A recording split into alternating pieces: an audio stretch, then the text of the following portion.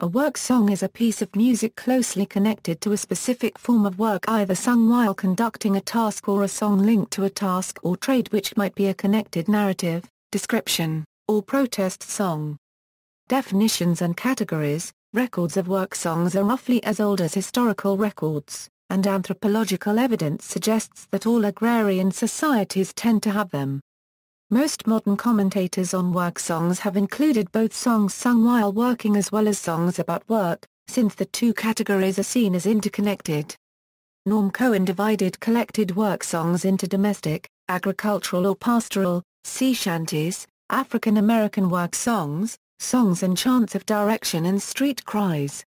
Ted Geier further divided agricultural and pastoral songs into hunting, cultivation and herding songs, and highlighted the industrial or proto-industrial songs of cloth workers, factory workers, seamen, lumberjacks, cowboys and miners. He also added prisoner songs and modern work songs. Hunting and pastoral songs. In societies without mechanical timekeeping, songs of mobilization, calling members of a community together for a collective task, were extremely important.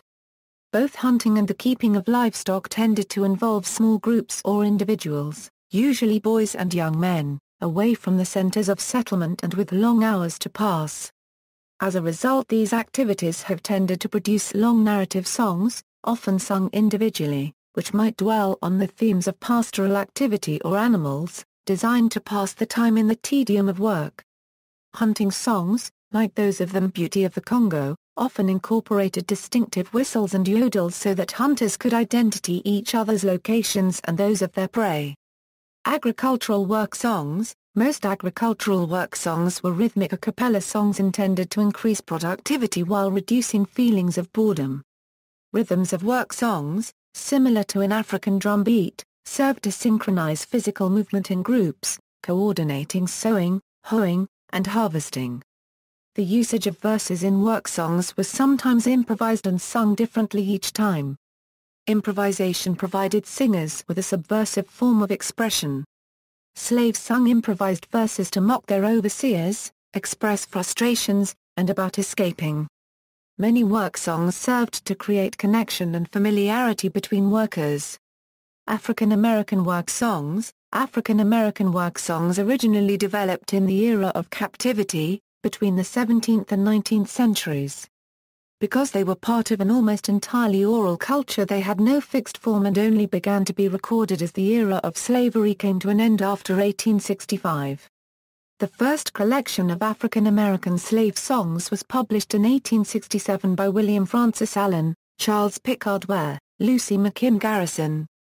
Many had their origins in African song traditions, and may have been sung to remind the Africans of home, while others were instituted by the captors to raise morale and keep Africans working in rhythm. They have also been seen as a means of withstanding hardship and expressing anger and frustration through creativity or covert verbal opposition. A common feature of African American songs was the call and response format, where a leader would sing a verse or verses and the others would respond with a chorus. This came from African traditions of agricultural work song and found its way into the spirituals that developed once Africans in bondage began to convert to Christianity, and from there to both gospel music and the blues. Also evident were field hollers, shouts, and moans, which may have been originally designed for different bands or individuals to locate each other, and narrative songs that used folk tales and folk motifs, often making use of homemade instruments.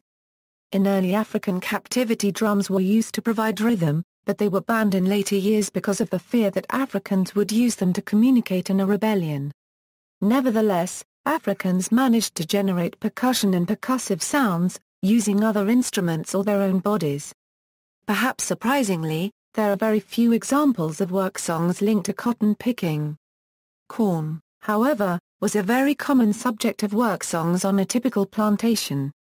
Because the crop was the main component of most Africans' diet, they would often sing about it regardless of whether it was being harvested. Often, communities in the South would hold corn-shucking jubilees, during which an entire community of planters would gather on one plantation. The planters would bring their harvests, as well as their slaves, and work such as shucking corn, rolling logs, or threshing rice would be done, accompanied by the singing of Africans doing work. The following is an example of a song Africans would sing as they approached one of these festivals.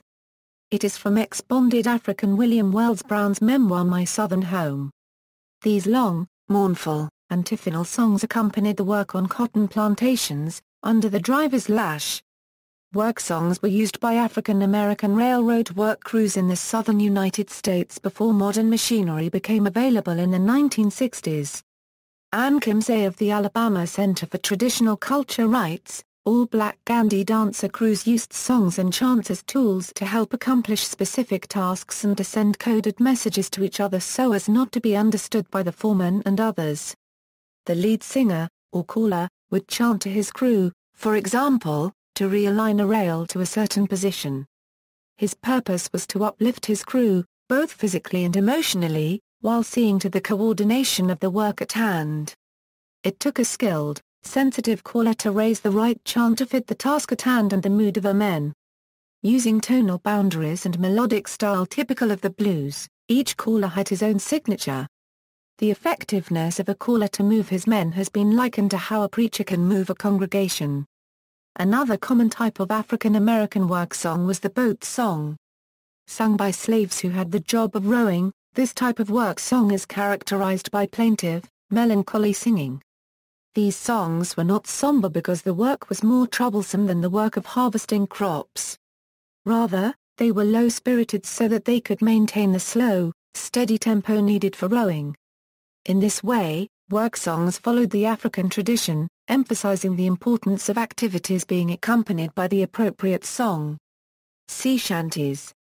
Work songs sung by sailors between the 18th and 20th centuries are known as sea shanties. These songs were typically performed while adjusting the rigging, raising anchor, and other tasks where men would need to pull in rhythm.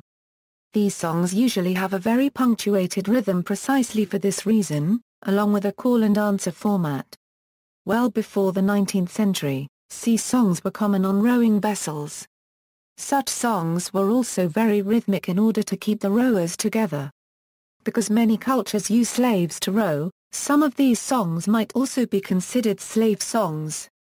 Improvised verses sung by sailors spoke of ills with work conditions and captains. These songs were performed with and without the aid of a drum. Cowboy songs. Western music was directly influenced by the folk music traditions of immigrants in the 19th century as they moved west. They reflected the realities of the range and ranch houses where the music originated, played a major part in combating the loneliness and boredom that characterized cowboy life and Western life in general. Such songs were often accompanied on mobile instruments of guitars, fiddles, concertina and harmonica. In the 19th century cowboy bands developed and cowboy songs began to be collected and published from the early 20th century with books like John Lomax's Cowboy Songs and Other Frontier Ballads. As cowboys were romanticized in the mid-20th century, they became extremely popular and played a part in the development of country and Western music. Industrial folk song. Industrial folk song emerged in Britain in the 18th century, as workers took the forms of music with which they were familiar, including ballads and agricultural work songs, and adapted them to their new experiences and circumstances.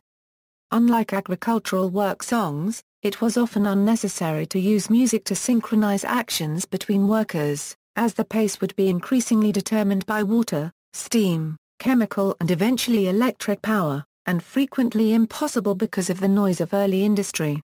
As a result, industrial folk songs tended to be descriptive of work, circumstances, or political in nature, making them amongst the earliest protest songs and were sung between work shifts or in leisure hours, rather than during work. This pattern can be seen in textile production, mining and eventually steel, shipbuilding, rail working and other industries. As other nations industrialized, their folk song underwent a similar process of change, as can be seen for example in France, where Saint-Simon noted the rise of chansons industrielles among clothworkers in the early 19th century, and in the USA where industrialization expanded rapidly after the Civil War. A. L. Lloyd defined the industrial work song as the kind of vernacular songs made by workers themselves directly out of their own experiences, expressing their own interest and aspirations. Lloyd also pointed to various types of song, including chants of labor, love and erotic occupational songs and industrial protest songs, which included narratives of disasters, laments for conditions, as well as overtly political strike ballads. He also noted the existence of songs about heroic and mythical figures of industrial work, like the coal miners the Big Huel or Big Isaac Lewis. This tendency was even more marked in early American industrial songs, where representative heroes like Casey Jones and John Henry were eulogized in blues ballads from the 19th century. Industrial folk songs were largely ignored by early folk song collectors, but gained attention in the Second Folk Revival in the 20th century, being noted and recorded by figures such as George Corson, Pete Seeger and Woody Guthrie in the USA and A. L. Lloyd and Ewan MacColl and Peggy Seeger in Britain.